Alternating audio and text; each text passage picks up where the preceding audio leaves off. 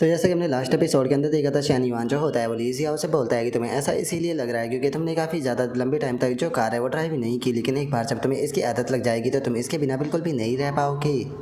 और अब शैन युआन को ऐसा करता हुआ देखकर लीमिंग जो होती है वो मन ही मन में गुस्सा करते हुए अपने मन में बोलती है कि डैम इट बास्टर्ड, अगर तुम इसके लिए बाय करना चाहते हो कार को तो बाय करो ना, उसे इस तरीके से मेरे सामने टीच क्यों कर रहे हो? क्या तुम जानबूझकर मुझे गुस्सा दिलाना चाह रहे हो? और अब इतना सोचते के साथ ही लिमिंग जो होती है वो ली सियाओ से बोलती है कि सिस्टर जब ये इतनी रिक्वेस्ट कर रहा है तो आपको एक कार जो है वो बाय कर लेनी चाहिए, लेकिन याद रखना कि आपकी जो कार है वो बिल्कुल भी सस्ती नहीं होनी चाहिए क्योंकि वैसे भी ये खुद 3 मिलियन युआन की जी कार क्लास कार को चलाता है, तो इसीलिए तुम्हारी कार भी कम से कम 1 मिलियन की तो होनी ही चाहिए। जो सुनते के साथ ही जो ली जियाओ होती है वो मना करने लगती है, तभी शैन युआन जो होता है वो बोलता है कि 1 मिलियन के बारे में भूल जाओ, तुम कम से कम 2 मिलियन की पिक करना और जैसे ही तुम लोग जो वो फ्री हो जाओ तो मुझे बता देना, मैं आप लोगों को पिक करने के लिए आ जाऊँगा। और अब शैन युआन की इस बात को सुनते के साथ ही जो लिमिंग होती है वो वापस से अपने सर को पकड़ते हुए मन में सोचती है कि जरा देखो तो ये वापस से यहाँ पर शो ऑफ करने लगा।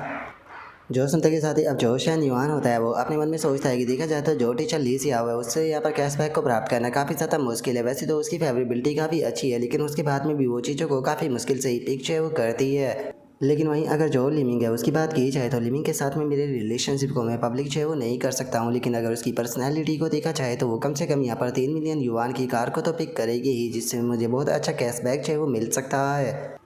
और अब शैन युआन के इतना सोचते के साथ ही हमारा व्यू जो होता है वो लो विंग के बॉयफ्रेंड का जो हाउस होता है उसके ऊपर जो है वो आ जाता है, जहाँ पर कि वो फ़ोन को उठाता है और तभी एक पर्सन जो होता है वो उसे बताता है, फी बिंग तुमने जिस शैन युआन नाम के लड़के के बारे में मुझे पता करने के लिए बोला था उसके बारे में मैंने सब कुछ पता कर लिया। वो फॉर्च्यून अफेयर यूनिवर्सिटी का एक जूनियर था, उसकी फैमिली जो है वो ओवरऑल ट्रैवल एजेंसी को चलाती है और उससे वो भी यहाँ पर खुद की जो हेल्थ मैनेजमेंट कंपनी है उसे ऑपरेट कर रहा है। जो उनका जो फी बिंग होता है वो बोलता है कि क्या वो हेल्थ मैनेजमेंट कंपनी को चलाता है, इसका मतलब वो भी सेम मेरी ही फैमिली की जो इंडस्ट्री है उसकी तरह काम कर रहा है, तो मुझे उसकी कंपनी का नाम बताओ। जो सुनते के साथ ही वो दूसरा लड़का फी बिंग को बताता है कि उसकी कंपनी का नाम जो है वो जिंगफू है।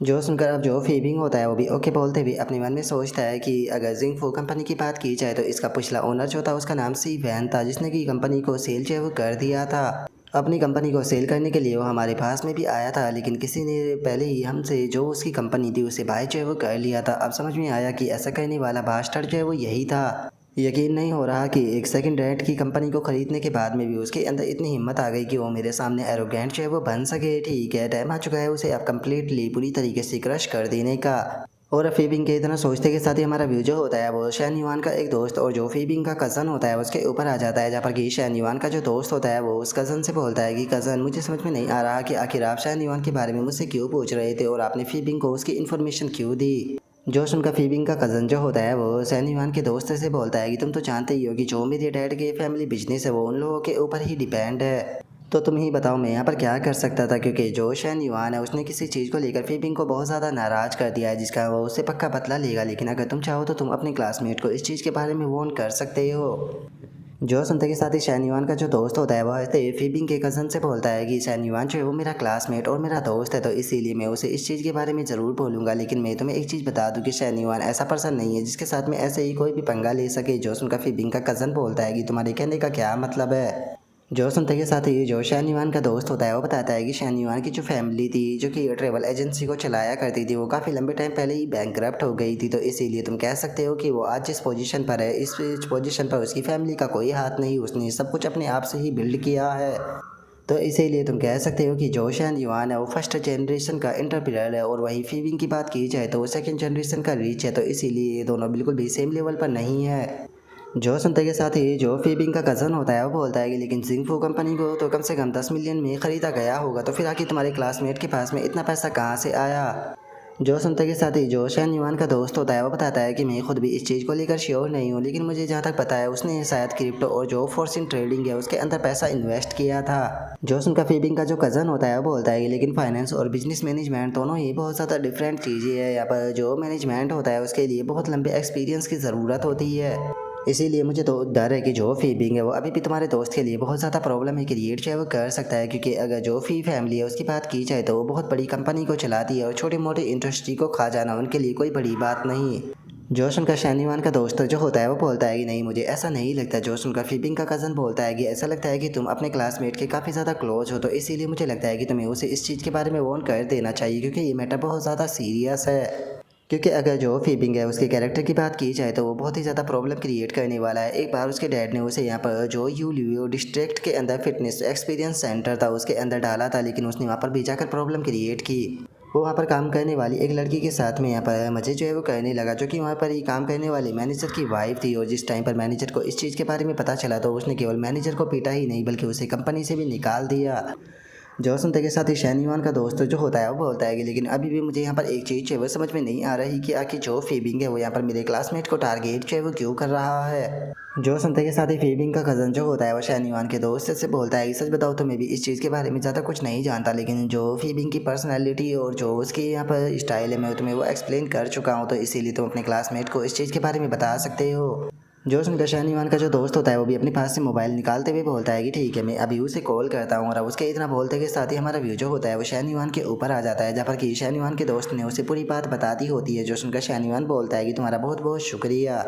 जो सुनकर अब शैनयुआन का दोस्त जो होता है वो बोलता है कि अरे तुम्हें शुक्रिया था कहने की कोई ज़रूरत नहीं, तुम्हारी इन्फॉर्मेशन मेरे कारण ही लीक हुई है, जिसका मुझे तुम्हारे लिए सच में काफ़ी बुरा लग रहा है।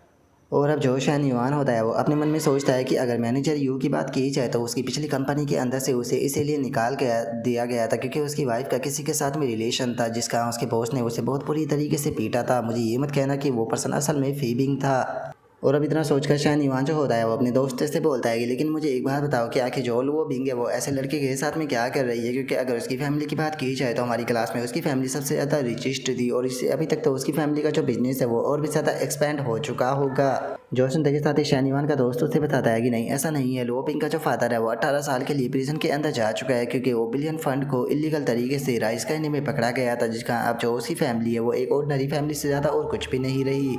जो सुनकर शैनयुआन जो होता है वो उससे बोलता है कि ठीक है मैं समझ गया, लेकिन मुझे एक बात बताओ कि जो ये फीबिंग है ये लो बिंग से क्या चाहता है। जो सुनते के साथ ही जो शैनयुआन का दोस्त होता है वो उसे बताता है कि जो फीबिंग की मदद थी वो इसे एक अपने स्टूडियो को चलाती थी, लेकिन वो बिल्कुल भी अच्छे तरीके से नहीं चल रहा, इसीलिए उसकी मदद उसे सेल करना चाहती थी ताकि उनके पास में थोड़ा पैसा जो है वो आ सके। लेकिन जो फीबिंग था उसने यहाँ पर उसे खरीदने के लिए हाँ तो कर दिया, लेकिन उसकी एक कंडीशन है कि वो चाहता है कि जो लो बिंग है वो उसकी गर्लफ्रेंड बने। इसीलिए जो लो बिंग की मदर है उसने लो बिंग से बोला है कि वो फीबिंग के साथ में ज़्यादा से ज़्यादा टाइम बिताए ताकि उनके बीच में जो रियल प्रोग्रेस है वो शुरू हो सके। उसके बाद में ही जो फीबिंग है वो कॉन्ट्रैक्ट को साइन करेगा।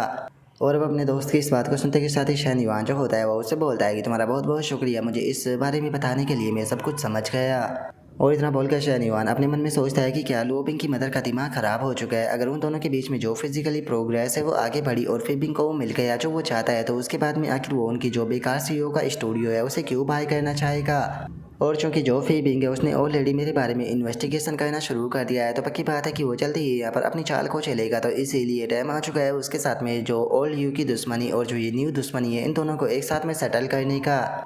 और अभी इतना से बोलते के साथ ही शैनयुआन जो होता है वो मैनेजर यू को कॉल लगा देता है। मैनेजर यू को कॉल लगाते हुए बोलता है कि मैनेजर यू मैं जानता हूँ कि आपने अपनी जॉब को चेंज है वो क्यों किया था, मैं आपसे एक सवाल पूछना चाहता हूँ कि क्या आप जो फीबिंग नाम का बंदा है उसे जानते हो। जो सुनते के साथ ही मैनेजर यू भी हाँ बोल देता है। जो सुनकर अब शैनयुआन जो होता है वो उससे बोलता है कि ठीक है तो मुझे बताओ कि क्या तुम उससे अपना बदला जो है वो लेना चाहते हो। जो सुनते के साथ ही मैनेजर यू जो होता है वो बोलता है कि हाँ बिल्कुल मैं अपना बदला लेना चाहता हूँ। लेकिन यहाँ पर जो लो है वो इस चीज़ को लेकर बहुत ज़्यादा सख्त जो है वो हो चुका है। पिछली बार मैंने गुस्से में आकर अपना कंट्रोल जो है वो खो दिया था, जिसके कारण मुझे बहुत ही ज़्यादा प्राइस जो है वो पे करना पड़ा था। जो सुनते के साथ ही शैनयुआन जो होता है वो उससे बोलता है कि तुम्हें चिंता करने की कोई ज़रूरत नहीं है, हम सारी चीज़ें जो है वो यहाँ पर लीगल तरीके से करने वाले हैं, तो इसीलिए कोई भी प्रॉब्लम जो है वो नहीं होने वाली। जो सुनते के साथ ही जो मैनेजर यू होता है वो थोड़ा घबराते हुए बोलता है कि क्या ऐसा मुमकिन है। जो सुनते के साथ ही शैनयुआन जो होता है वो बोलता है कि हाँ बिल्कुल ऐसा मुमकिन क्यों नहीं है, स्पेशल लोग जो है वो स्पेशल मेथड को रिक्वायर करते हैं, तो इसीलिए बस तुम मेरी बात सुनो। जो सुनते के साथ ही मैनेजर यू जो होता है वो बोलता है कि ठीक है प्रेसिडेंट शैनयुआन में समझ गया, लेकिन मैं एक चीज़ पूछना चाहता हूँ कि क्या फीबिंग ने तुम्हें ऑफेंड कर दिया है। जो सुनकर शैनयुआन बोलता है कि वो इस चीज़ के लायक नहीं है कि मुझे ऑफेंड कर सके या मेरे गुस्से को झेल सके। जो सुनकर मैनेजर यू बोलता है कि ठीक है मैं समझ गया। और इतना बोलकर वो अपने मन में सोचता है कि मैं कोई 3 साल का बच्चा नहीं हूँ जो कि इस चीज़ को ना समझ सकूँ कि आप यहाँ पर क्या कहना चाहते हो, लेकिन कोई फ़र्क नहीं पड़ता। यहाँ पर मैं खुद भी उस बास्टर्ड से अपना बदला लेना चाहता हूँ और मेरा भी इस चीज़ के अंदर बेनिफिट जो है वो होने वाला है। उसकी हिम्मत कैसे हो गई थी मेरी वाइफ को मुझसे छीनने की। और अब उसके इतना बोलते ही हमारा व्यू शैनयुआन के ऊपर आ जाता है, जो कि किसी को मैसेज करते हुए बोलता है कि ओल्ड मुझे जो तुमने इंटरनेट रोल के बैच की बात की थी क्या वो तैयार जो है वो हो चुका है, क्योंकि मुझे उसकी ज़रूरत है। जो सुनते के साथ ही वो दूसरा बंदा सैनीवान को बताता है कि वे आस-पास में ही है, क्योंकि इस टाइम पर सभी बच्चे जो है वो काफ़ी एक्टिव है, तो इसीलिए वे यहाँ पर काफ़ी प्रोग्रेस को दिखा रहे हैं। चिंता मत कीजिए, मैं जल्दी ही आपको एक अच्छा मैसेज करूँगा।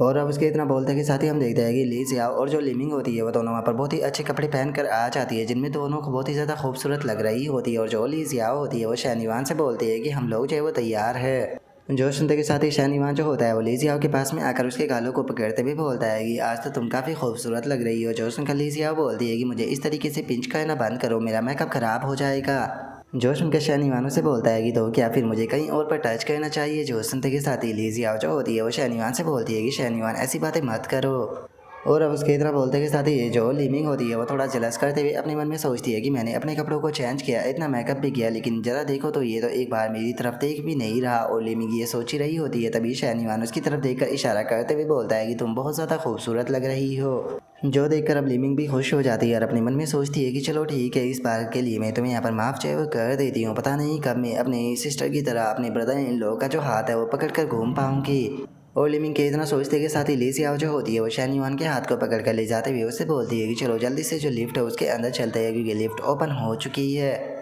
जो सुनकर लिमिंग जो होती है वो उन दोनों के हाथों को देखते हुए अपने मन में सोचती है कि लेकिन मुझे ऐसा फील होता है कि शायद कभी भी ऐसा जो है वो नहीं होने वाला। और वो इतना सोच ही रही होती है, तभी शैनीवान जो होता है वो उसकी बैग के ऊपर चढ़ते हुए उससे बोलता है कि आखिर तुम यहाँ पर खड़ी हो गई, इतनी देर से क्या सोचे जा रही हो। जो सुनते के साथ ही अब जो लिमिंग होती है वो थोड़ा गुस्से में शैनीवान की तरफ देखने लगती है और उसकी तरफ देखते हुए बोलती है कि तुम मुझे कब तक ऐसे बुली करोगे। और अब उसके इतना बोलते ही हम कार के शोरूम के अंदर देखते हैं, जहाँ पर कि वे लोग आ चुके होते हैं। और वहाँ पर मौजूद कारों को देखने के बाद में जो ली जियाओ होती है वो बोलती है कि ये बहुत ज़्यादा महंगी है, हमें ये बाय नहीं करनी चाहिए। जो सुनकर शैनीवान उसे दूसरी कार के पास में लेकर आ जाता है, जिसे देखते हुए भी जो ली जियाओ होती है वो बोलती है कि ये भी बहुत ज़्यादा महंगी है, इसके ऊपर पैसे को बर्बाद मत करो। जो सुनकर अब शैनीवान जो होता है वो एक कार के पास में आते हुए बोलता है कि टीचर ले जियाओ, मुझे लगता है कि ये कार जो है वो सबसे ज़्यादा बेस्ट है, क्योंकि ये लो क्लास की तो बिल्कुल भी नहीं है। और अब इतना बोलकर शैनीवान जो होता है वो वहाँ पर खड़ी हुई जो लड़की होती है उसे बोलता है कि ठीक है, यहाँ पर मुझे टोटल कैलकुलेशन जो है वो कर बताओ कि मुझे कितना डिस्काउंट मिलने वाला है। अगर यहाँ पर कोई भी प्रॉब्लम नहीं होती है तो मैं इसे आज के आज ही ऑर्डर जो है वो कर दूंगा। जो सुनते के साथ ही वहाँ पर खड़ी हुई जो सेल्स वाली लड़की होती है वो भी हैरान हो जाती है और हैरान होते हुए बोलती है कि ठीक है सर, मैं अभी के अभी प्रोसेस को शुरू कर देती हूँ। जो सुनकर अब ली जियाओ जो होती है वो शैनीवान के पास में आते हुए बोलती है कि शैनीवान, तुम जानते हो कि मैं एक ऑर्डिनरी टीचर हूँ, अगर मैं इतनी महंगी कार को ड्राइव करूँगी तो ये मुझे बिल्कुल भी सूट नहीं करेगा। जो सुनते के साथ ही शैनीवान जो होता है वो उसे बोलता है कि अरे आप स्कूल लीडर नहीं हो, तो इसीलिए कोई भी इसके बारे में ज़्यादा कुछ है वो नहीं सोचने वाला। आपने कहा कि आप एक ऑर्डिनरी फीमेल टीचर हो, तो इसीलिए मुझे यकीन है कि कोई भी इस चीज़ के बारे में बातें नहीं करेगा। और उसके इतना बोलते के साथ ही वहाँ पर खड़ी हुई जो सेल्स वाली लड़की होती है वो खुश होते हुए अपने मन में सोचती है कि नहीं, ये क्या कर रही है, अगर ये खूबसूरत लड़की इसी तरीके से हेजिटेट करती रही तो यहाँ पर मेरा बहुत बड़ा ऑर्डर जो है वो हाथ से चला जाएगा। नहीं, मैं ऐसा होने बिल्कुल भी नहीं दे सकती, मुझे आगे बढ़ना होगा। और अब उस लड़की के इतना सोचते के साथ ही जो हमारा आज का एपिसोड है वो यहीं पर ही कंप्लीट जो है वो हो जाता है। तो नेक्स्ट एपिसोड के अंदर देखिए कि आगे क्या होता है। अगर आप लोगों को वीडियो अच्छी लगी हो तो लाइक करना, चैनल को सब्सक्राइब करना। मैं मिलता हूँ नेक्स्ट एपिसोड के अंदर, तब तक के लिए बाय बाय गाइस।